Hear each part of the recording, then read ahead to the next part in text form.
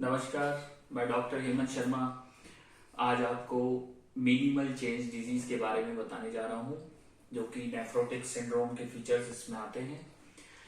तो मैं बता देता हूँ, अगर आपका बच्चे को भी मिनिमल चेंज डिजीज है और अगर आपको ऑनलाइन कंसल्टेशन करना है तो व्हाट्सएप नंबर मेरा डिस्क्रिप्शन में रहेगा, कृपया डायरेक्ट कॉल ना करें। तो व्हाट्सएप पे आप अपॉइंटमेंट बुक करें। देखिए, मिनिमल चेंज डिजीज छोटे बच्चों में देखा जाता है। अब इसमें किन को होता है, ये 2 साल से लेके 6 साल तक या 12 साल तक चलता है। तो ज्यादातर 2 से 6 साल की उम्र में पता चलता है।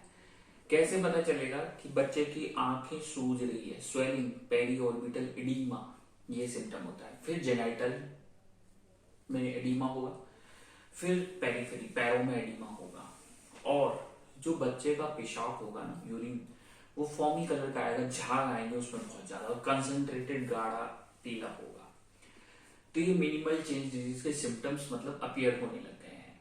अब इसमें बात होती है कि और क्या सिम्टम्स आएंगे। तो अब इसको पहचानने के लिए हम 24 आवर्स यूरिनरी प्रोटीन देखते हैं, तो उसमें सेलेक्टिव प्रोटीनूरिया देखने को मिलेगा। मोर देन 3.5 ग्राम्स जो प्रोटीन है 24 आवर्स में ज्यादा रहेगा। उसके अलावा इसमें urinary albumin and urine creatinine ratio देख सकते हैं।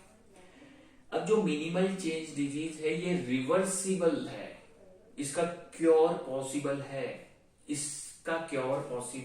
50-60% बच्चे इसमें ठीक हो जाते हैं 100%। कुछ बच्चों में डैमेज होता है, तो वो डैमेज किस कारण होता है, जो स्टीरॉइड्स वगैरह दवाइयां दी जाती है इस कारण।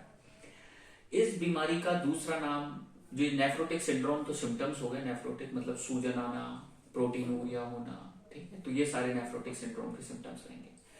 इसमें जो बेबी है उसको इलाज का बहुत जरूरत होता है, बच्चे को, तो पेरेंट्स को इसमें ध्यान रखना होता है और पहले देखना होता है कि प्रोटीनूरिया तो नहीं हो रहा।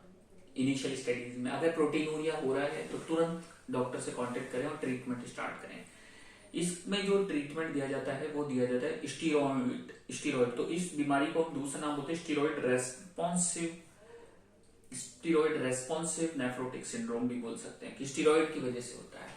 दूसरा, इसके अंदर क्या रहेगा, कुछ केसेस में स्टीरॉइड डिपेंडेंसी डेवलप हो जाती है, तो उसका ट्रीटमेंट भी हम स्टीरॉइड से ही करेंगे।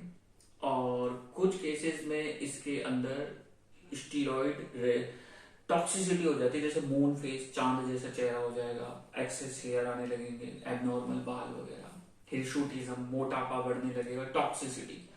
तो उस केस में साइक्लोफॉस्फामाइड पे जाएंगे। कुछ केसेस में स्टीरॉइड रेजिस्टेंस डेवलप हो जाता है, तो उस केस में साइक्लोस्पोरिन नाम की दवाइयां हम इस्तेमाल करते हैं।